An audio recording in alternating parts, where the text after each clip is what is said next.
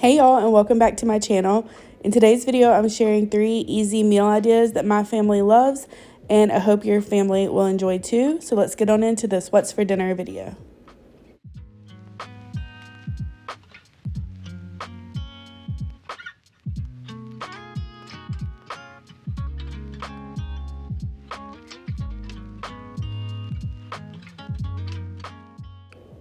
Starting off, we have this baked chicken thigh with some pinto beans and cornbread, and I did serve a can of glory greens on the side.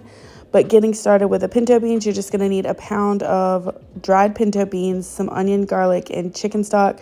Now you can add like bacon fat or bacon or pork or whatever you want to this recipe. This is just how I make a basic bean recipe that I can turn into refried beans later. So I'm starting with my chopped onion, and then I'm going to go ahead and add in about 7 cups of water, and then the equal amounts of chicken bouillon to make chicken stock. You can use ham stock, beef stock, plain water, whatever you want to use. I'm going to throw in some garlic and that onion. I'm going to stir everything and make sure everything's like mixed up, And then I'm going to put the lid on high and set that to low and just let it cook all day as long as you can.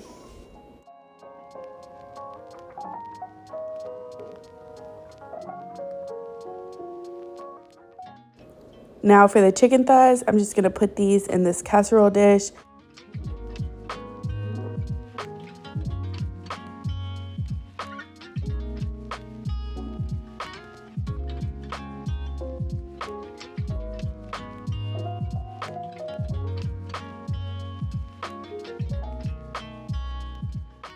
Now to season them, I'm just going to use this Kinder's Steakhouse Buttery Poultry Mix.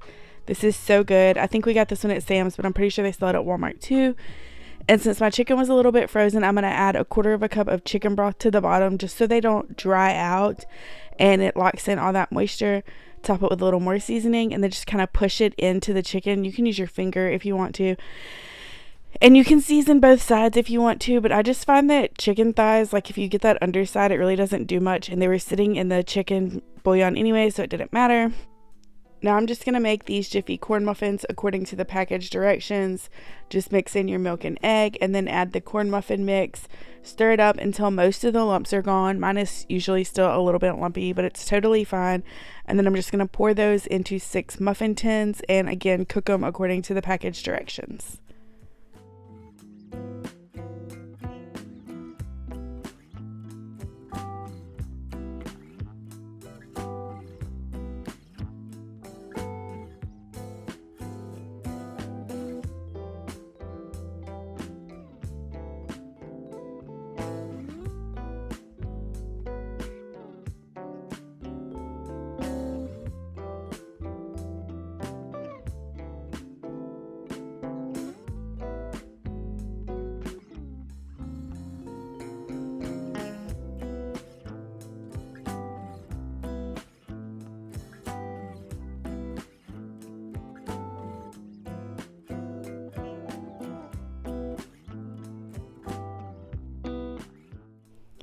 And this is how everything turned out. It was super good. I served those beans over a little bit of rice. And like I said earlier, I did have a can of Glory turnip greens on the side. And they're not my favorite, but they're nice to have in the pantry just when you need a vegetable and don't feel like cooking any. And up next, we have this one pot spaghetti that is definitely not traditional, so please do not come for me. It's just a simple meal when you don't feel like dirtying up a whole bunch of dishes. So you're just going to start by cooking your ground meat. I'm using venison. You can use beef or sausage or whatever you like. And I'm just going to mince that up really well into fine pieces. And I seasoned it with a little bit of Lowry seasoned salt. And then you're just going to cook that until all the way through. I cooked about 2.5 pounds. So I'm going to remove about 1/2 pound of this and save for another recipe. But you can leave in the full 2 pounds if you like your sauce really meaty. You can only cook 1 pound at a time. It's really up to you and how you feel like cooking that day. Now I'm just going to remove what little bit of grease and water there is in here. Venison is really, really lean, so I did add some olive oil so it wouldn't stick to the pan and also just give it a little bit of fat. But now I'm going to season my meat with some Italian seasoning, a whole bunch of garlic powder, some onion powder, and I already put the Lowry seasoned salt on it.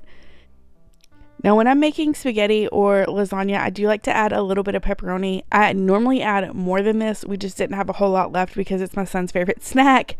But I think I love the flavor that it adds to it, and it just gives it a nice, I don't know how to explain it. It just adds a really good flavor. Now I'm going to be making this sauce, adding in a can of diced tomatoes that I've run through my emulsion blender to break up because I hate chunks of cooked tomatoes. And then I'm going to use this Hunt's pasta sauce as my base. I do always like to season my sauces even if they come like already seasoned or whatever. So I'm going to add a little more Italian seasoning, some baking soda instead of sugar to neutralize the acid in the tomatoes. I am almost 7 months pregnant and this heartburn is really out of control. So I like to try to neutralize as much acid as I can. And now since we are adding the noodles straight into this pot, I'm going to add a little bit of beef bouillon. I'm going to add about 2.5 cups of water and then just layer my noodles right on top of that and kind of push them in so they're all covered. It doesn't matter if they break up. You can leave them whole if you want, but again, this is not traditional spaghetti or anything like that. So I like to break them up, and it's comes together in no time, and this is how it turns out. Topped it with a little bit of the good old canned Parmesan cheese, and it was so good. We also had a salad too. And finally, we have this roast, potatoes, carrots, and I served it with a roll. And I've made roast plenty of times on this channel, but it's just one of my favorite meals. Old-fashioned comfort food. I just love it.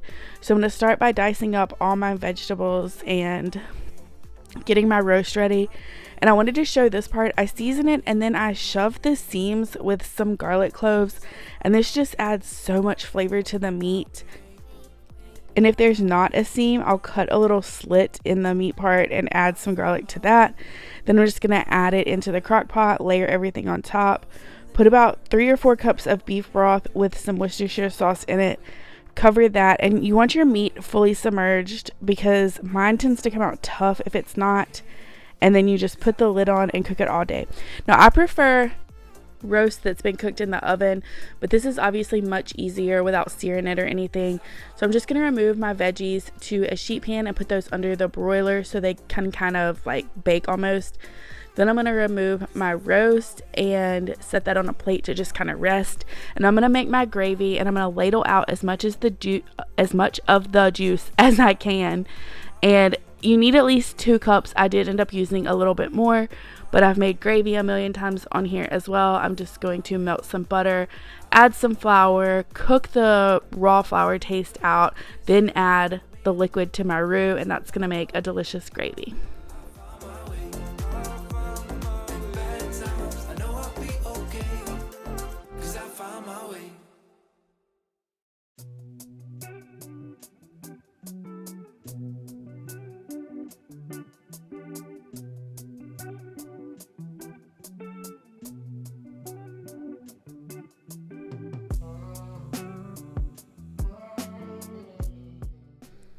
And like I said, roast in the crock pot isn't my absolute favorite, but this was still really delicious if you don't have the time to cook it in the oven. And if you're interested in more cooking videos, I have a whole playlist and I'd love for you to check that out. But thank you so much for being here. I really hope you'll subscribe, and I'll see you in the next one.